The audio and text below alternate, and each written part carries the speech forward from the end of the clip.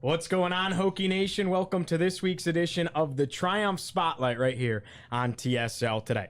Our guest today, Virginia Tech wide receiver Ollie Jennings III, a transfer from Old Dominion. Jennings was a highly sought-after prospect in the portal. Now he'll don a Virginia Tech uniform in 2023. We can't wait to get it going. Ollie Jennings joins us coming up next. It's TSL Today from Blacksburg.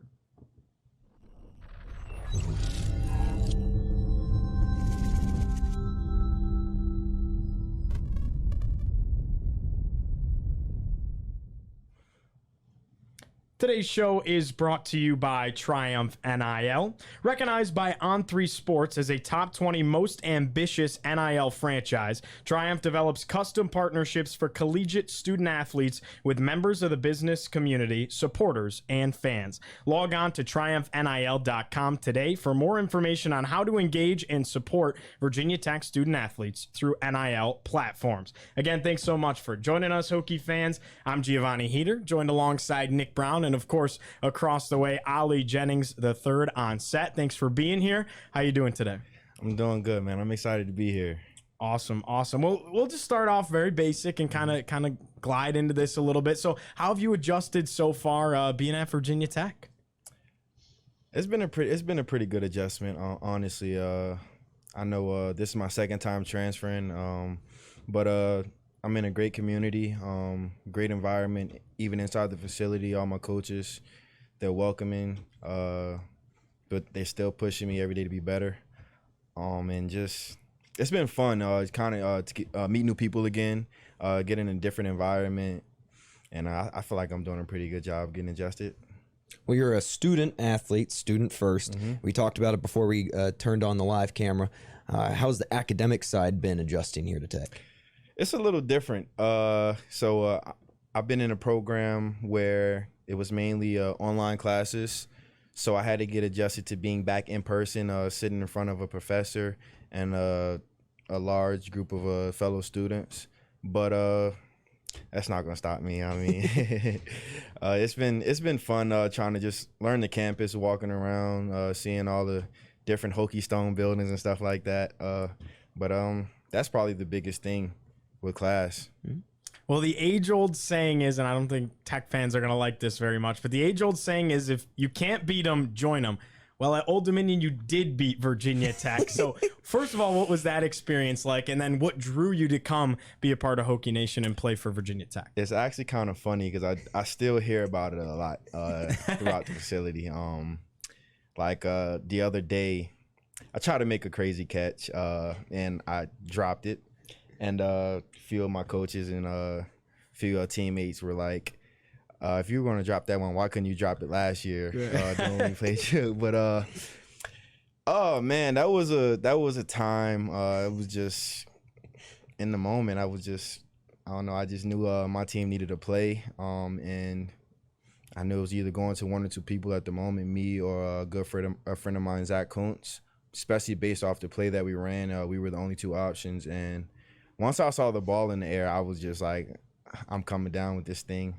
And I talked about this before. I was cramping that entire route in my calf muscle, and I was like, I just have to get down there. I just have to get down there and make the play, and ended up making it happen for my team. And it was exciting. It was exciting to be have one of those moments. You know, that's like a moment you can never forget, something you can tell your kids when you get older. Tell them like, yo, I saved the game for the team, something like people make movies about and stuff like that.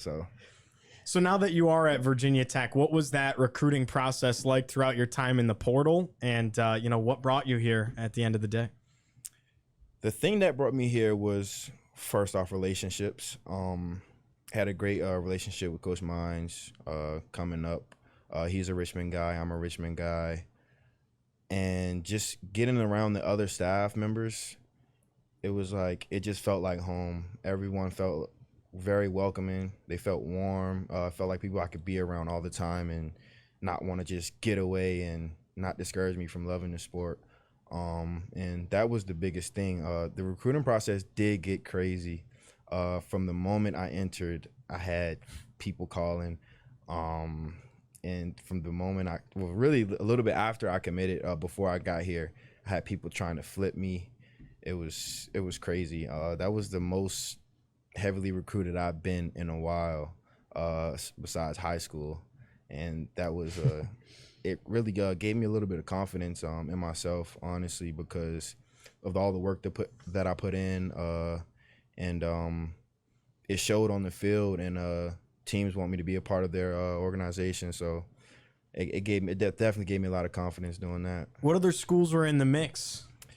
It was a lot, man. A few schools that I considered, a few SEC schools, Mississippi State, Tennessee, Texas. I didn't post all my offers. I know people saw offers on me posting them on Twitter, but I had a few back to Texas A&M, Colorado. Was that before or after Dion went over there? So it was right when he accepted the job. Okay. They had offered me. That's awesome. But they didn't have a full staff yet. Right. So right. I didn't want to go into a rough situation, especially for my last year. So Right. I mean, it didn't work out. But I hope they'll be pretty good. I'm not rooting downfall on anybody except for the people that play us when we play them. Right. But yeah, it was a few teams. I had scholarship offers in every Power 5 conference, and pretty much most Group of 5 schools had reached out. My phone was going crazy. Like I talked to my parents about me getting a second phone just so I can have some peace on my regular phone. That's awesome. Yeah, it was crazy. Well, you've been in the transfer portal twice. Bring us through the journey and how it was different the first time around to now the second time around. The first time around was crazy because we were dealing with the COVID year. Yeah. Mm-hmm. Just coming off the COVID season, and everybody was trying to figure out where they were going to go. They had just granted everybody an extra year, and they granted the 1 year free transfer rule. Yeah. As an underclassman, and I was a younger guy. I played a lot as a freshman. I started, I want to say, 5 or 6 games as a freshman. Didn't have a lot of catches though. Just young, inexperienced, trying to find my way. My sophomore year during the COVID year, I had a little soft tissue injuries, nothing pretty serious, but it did limit me a lot during the season. That kind of held me back from playing a lot, and my production went down also. So when I entered the portal, I was kind of step behind a lot of guys. I had experience, but I was still very young. So it was kind of tough. I had a few scholarship offers, nothing crazy. Most Power 5 schools that had reached out to me had backed off. They wanted me to wait until the summertime, which I didn't want to leave myself out of a spot on a team, Right, sure. waiting too long. And committed to ODU the first time, which may have been my best decision I've made in a while, besides coming here. But they helped me gain my confidence back a lot, especially coming off having a down year. They gave me another support system outside of my family. They gave me my confidence back. They helped me evolve as an athlete and as a leader. So I thank them a lot for that. And the second time I entered it, it was a smooth sailing road. Just had to figure out what was the best situation for me. But it was two different. It was very lopsided when I entered both times.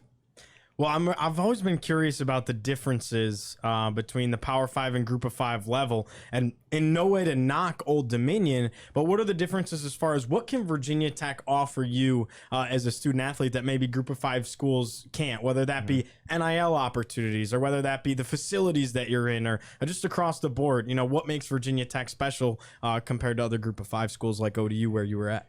I would definitely say, first off, the facilities. There's way more money put into the programs. Just people invest a lot of money into Power 5 schools, especially schools that have a winning tradition, like Virginia Tech. And support staff. You have way more people working on the team that are there just to work for you, to help you reach your goals, than at a Group of 5 school. And not every Group of 5 school. There's some Group of 5 schools that have a lot more than some Power 5 schools do. But yeah, man. And then the NIL market is way bigger. It's some Group of 5 schools and even FCS schools that people don't even know the name of. Like before ODU started winning, playing a lot in the Conference USA and moving up to the Sun Belt, people didn't really know what ODU was. So when you try and reach out for NIL deals to major companies and stuff like that, they're gonna choose a guy who goes to Virginia Tech or Alabama over in ODU, which hopefully it changes as the NIL market grows. But that's the biggest difference, honestly. I feel like football is the same. Everybody doesn't look at it that way. Yeah. But it's definitely some good guys, especially in the Sun Belt Conference. Oh my God, the Sun Belt Conference, tough to play in. We didn't have breathing room at all during the season, and yeah, so play isn't the difference. It's everything else that goes around off the field. That's the major difference with Group of 5 and Power 5. Right. Well, I want to dive into that relationship you talked about with Coach Mines earlier. When did that relationship start, and how has it blossomed into you coming over to Virginia Tech with him? So I would say I was about 5 or 6 years old. Like he was a Hermitage guy. My brother went to Hermitage after him. So growing up, I always knew I was going to Hermitage. I wanted to play football at Hermitage because that was the thing to do, playing in Richmond. Good program. Definitely. And so he came back while he was with the Bears. He was with the Chicago Bears. Yep. They had a youth camp at Hermitage, and I went out there, and that's when I first met him. And we've known each other all the way, like since I was 5 or 6 years old to now. He was one of the first. His first school that he was at that offered me was JMU. Mm-hmm. He recruited me like heck, trying to get me. Went a different route, but he kept pursuing. Offered me at ECU when he was there, when I entered the portal, and ended up leaving as I was into the portal to go to Old Dominion, which ECU and Old Dominion were my top 2 schools the first time I entered the portal. So by him leaving, that automatically made the decision for me. So he was one of those coaches that helped me gain my confidence back. Me going with him was, like I said, one of the best decisions I've made. I was 19, turning 20 at the time. I was still pretty young. I still am young, but I'm only 21 now. But me being a teenager, making that decision and seeing how much it can change my life, I was like, I'm probably gonna stick with this guy, and hasn't failed me yet. So, but yeah, we just kept in contact. Like even when he was on the staff, he wasn't my position coach, but I would go to him all the time, ask him questions, give him my concerns, and he would be there for me. And it wasn't even just me. I would see how he interacted with the other guys on the team, and you could just see how genuine he is. He really cares about his players, and he does whatever he can to put guys in a successful position. What do you bring to the offense here at Virginia Tech? What kind of receiver are you? It's crazy because I'm kind of evolving as a receiver. I would say I bring a explosiveness to the offense. Okay. I didn't really look too much into like my stats and like what I did last year, but I did see something that said I led the nation in like super explosive plays. Like something like that, like catches over like 40 yards. Yeah. So I definitely bring that to the offense. A deep threat. That's something that was missing a year ago. A deep threat, a sure-handed receiver, and a guy who can bring leadership to the offense. I'm experienced, and I'm great in the blocking game. People don't hear about receivers blocking a lot, but it's important. You send me in to block a corner, linebacker, safety, I'm going to get the job done. Get a chance to Yeah, however possible. I'm going to do it the legal way, but I'm going to get the job done for us. And I feel like I'm a well-rounded receiver. I do still have stuff I need to work on. I'm not a cocky guy. I know still room for improvement always. I'm going to work on those things this offseason. But I definitely feel like I bring a lot of explosive plays coming up this season. Well, it's no secret that the wide receiver room last year was a little bit of a weak spot for Virginia Tech. How has that room changed over the offseason with the addition of you, Jalen Lane, Quan Felton, and this freshman class?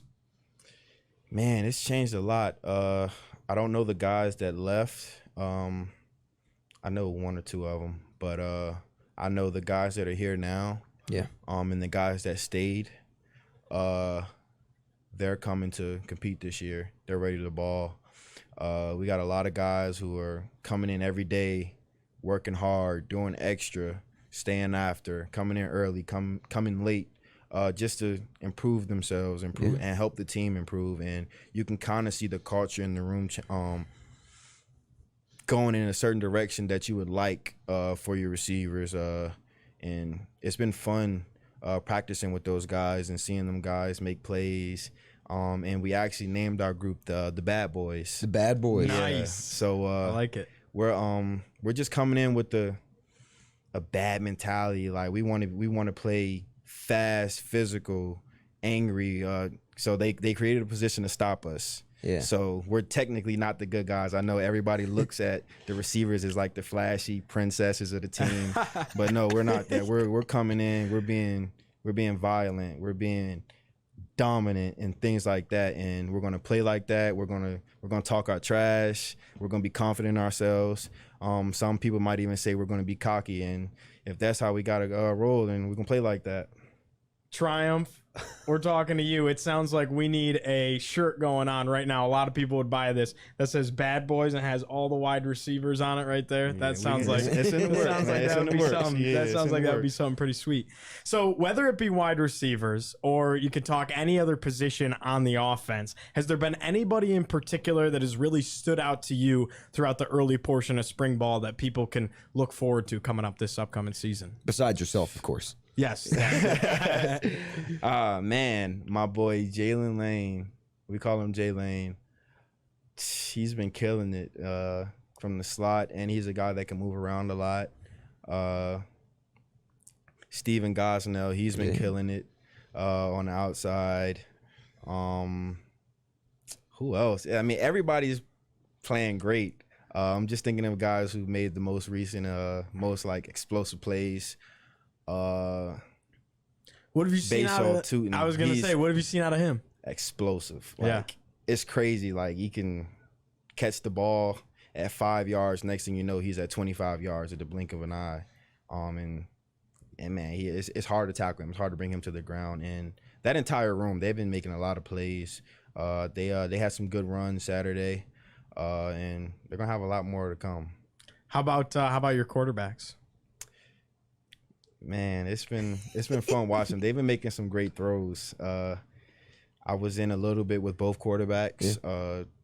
The one that I told you I dropped was from Grant. He threw a perfect ball. I was just trying to do too much. But yeah, both of them have been making a lot of plays. And I really can't wait to see how much better they get, how much more they compete. Finishing up in the spring and throughout the fall. Well, any of the young guns, are they looking good out there? Freshmen. Okay. Offense or defense? Because I know you got to play against guys on the other side like Mansour Delane, and I know he's not a freshman, but defense too. Yeah, let's see. I know offensive wise, my receivers, of course, they're playing great. Especially being young guys, they're getting adjusted well, learning the system. It's always going to be a few mistakes being a young guy, but as long as you don't keep letting them happen, they'll be fine. Jeremiah Coney. Yeah. He's a big back. Like, yeah, he's a big boy. He's not a normal size running back, and he can move. He can run, catch, block. I can't wait to see what he does. And on the defense, Mansour, he's been making plays. I mean, that's what you expect. He was a freshman All-American last year, so he's going to keep getting better, doing better things. Who else? I know Tone. He's been making some plays. He does have a little bit of freshman mistakes here and there, but like I said, that's going to happen. But he's a big body out there at corner, and he can play corner. He can play safety. Are you talking about Antonio Cotman? Yeah. Yeah, cool. So I know him as Tone. Yeah. I figured. Just want to clarify for the audience. But yeah, he's an athlete, and he's physical. You wouldn't expect a guy coming out of high school to play that physical, especially with older guys. And yeah, he's gonna be a guy coming up in the future. Well, I know that Coach Pry breaks this thing down into phases. Phase 1 is over. You're now in the midst of phase 2 with spring ball. So what do these phases look like when you're getting ready for the upcoming 2023 season? It's really just about focusing on the moment. Honestly, you want to come in every day, do what you're asked, and do it to your full potential, and go above and beyond what you're expected. Also, but that's because that's the only way you're gonna be able to get ahead of the next guy, the next team, going above and beyond. Like I tell guys all the time, you can come in and do your workouts, do practice, and you'll be fine. But once you go out on your own and do the extra stuff, go the extra mile, that's what's going to separate you from good to great. And I think I've been doing a good job of that. And there's a lot of guys on the team that have also been doing it. And being in the facility, you can see it. Guys are hungry. They always think about last season. They won 3 games last year. My team won 3 games also last year. So I have that same chip on my shoulder, not with these guys, but I still know how they feel. And you can just see it, how hungry guys are, how much they want it, and how much guys want to win. And I love that. I love that feeling. Like being the underdog, that's like the best thing. Like for me, I love proving myself right. I don't say I love proving people wrong, because I know what I can do. I know what my team can do, and proving us right is more important than trying to prove somebody else wrong. Right. Well, let's break it down into some simpler, more fun questions. What do you do in your off time? What does life look like for you outside of football? So when I got out here, I actually got a dog. Okay.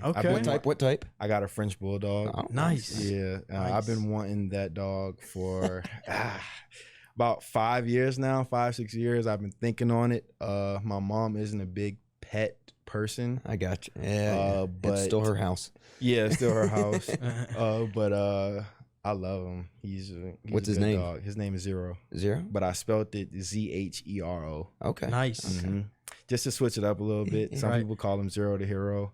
But that's my guy, man. He barely barks. Well, that's perfect. He only barks when I'm like leaving or something. He doesn't want to that's be the at home worst. by It makes you himself. feel bad. Yeah, it makes me feel bad. Sometimes I just stand at the door like, man, just please stop. Just please get better. But yeah, so taking care of him, he's a pup. I got him at 9 weeks, and potty training is a hassle. Oh yeah.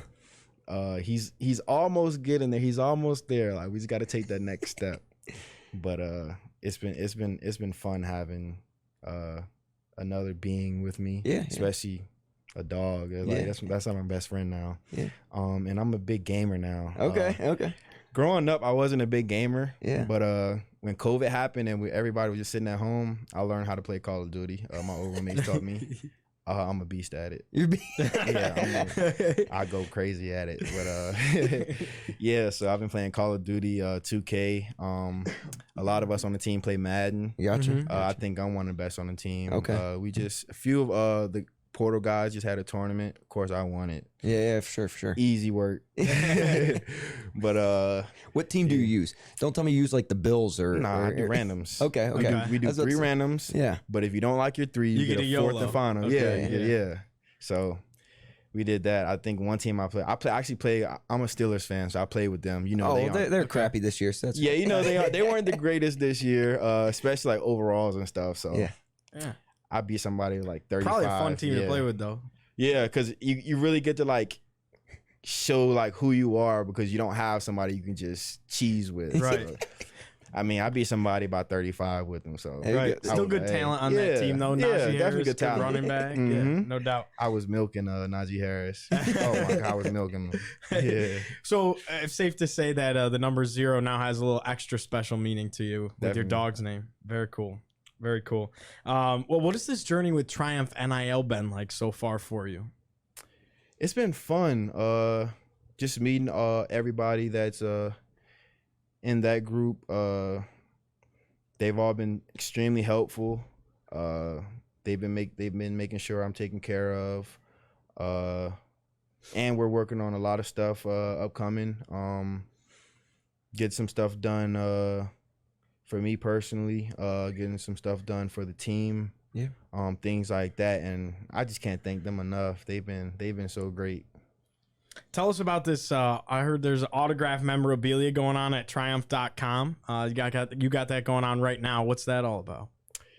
Just if you go get some stuff, man, it's gonna be signed and autographed by me. I know it's not just me; it's a few other guys on the team that has them. But it's definitely, if you want something signed by me, go purchase that now. We can make it happen for you. Just, hey, we're gonna get it done. There you go. Well, now's we'd like to give the opportunity to kind of plug. And I know you haven't been in Blacksburg very long, but is there anything in the future, whether it be charity organization or, restaurant you want to do a deal with or something like that, where you're like, man, I'd love to explore that in the NIL realm while you're here?